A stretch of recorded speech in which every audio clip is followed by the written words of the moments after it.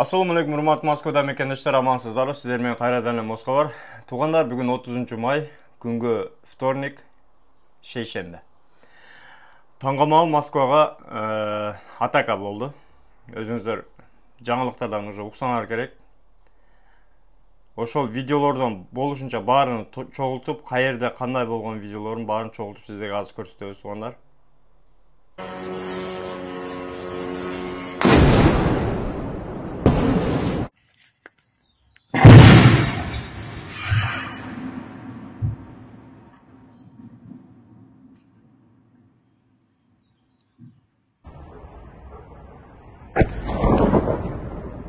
Блять, вот это я заснял, а?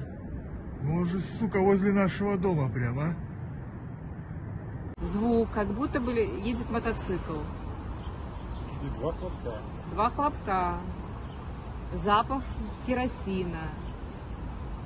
И потом вот мы на 4-м этаже живем. И вот у нас вот эта окантовочка, вот видите, где балконы, да? И вот туда вот какой-то, ну, какой-то тяжелый предмет ударился. И все, вот это вот уже заставило нас встать и посмотреть, что там. Потом мы, охрана вышли, они там вызвали все эти службы, все, мы спать легли, а потом где-то во сколько? Около 7 утра вот они обошли все квартиры и всех вывели.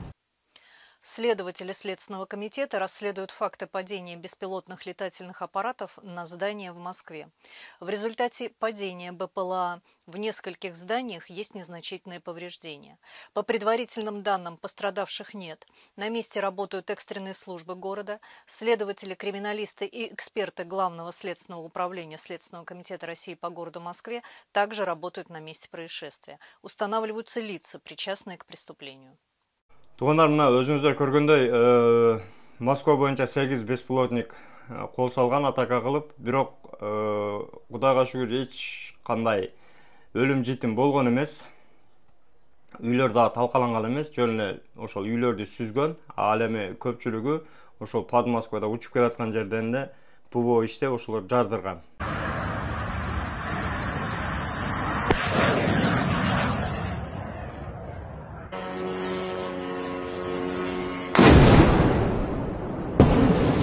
Негизи эле туугандар, дүйнөдө ар бир үйдө тынчтык болсун туугандар. Согуш болбосун.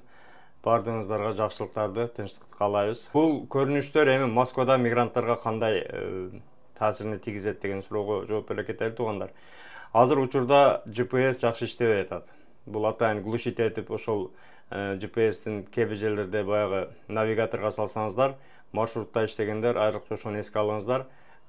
Колдон келсе, негизи эле Москвада жүргөндө кадимки эле кагаз картаны иштеткенге аракет кылыңыздар туугандар. GPS эми мындан кийин деле ошол көп түпүт эте берет, көп жерлерде адаштырат. Андыктан ошол таксиде иштегендер айрыкча мекендештер ошону эске алыңыздар. Андан соң дагы бир айта кетчү нерсе, эми көбүнчө баягы токтоткон жерде багажниктерди да текшериши мүмкүн. Себеби азыр коопсуздук өзүңүздөр көрүп атасыздар. Эми эгерде ушундай ситуация болгон болсо, коопсуздукка да караңыздар. Анан жүргүнчүлөрдү алганда дагы өзүңүздөр караштырып, подозрительный баягы чоң чемодан ары бери менен албаганга аракет кылыңыздар. Ушундай нерселерден өзүңүздөрдү этият кылыңыздар мекендештер. Өзүңүздөргө сак болуңуздар. Документке албетте так болуңуздар, аман болуңуздар. Урматтуу Москва шаарындагы мекендештер, эгерде сиз чек арага кирди чыктыга муктаж болсоңуз, же документиңиздин мөөнөтү бүтүп жатса, анда биздин кызматтан пайдалансаңыздар болот. Ар күнү өтө ыңгайлуу, заман талабына жооп берген заманбап автоунаалар Москвадан Казакстандын чек арасына каттоодо. Ортомчусуз кара тизмеден текшерип, бир гана ыңгайлуу автоунаа менен сиздин документ маселесине жардам беришет. Байланыш номерлерибиз 8 926 213 00 +7 965 402 93 Мухиддин.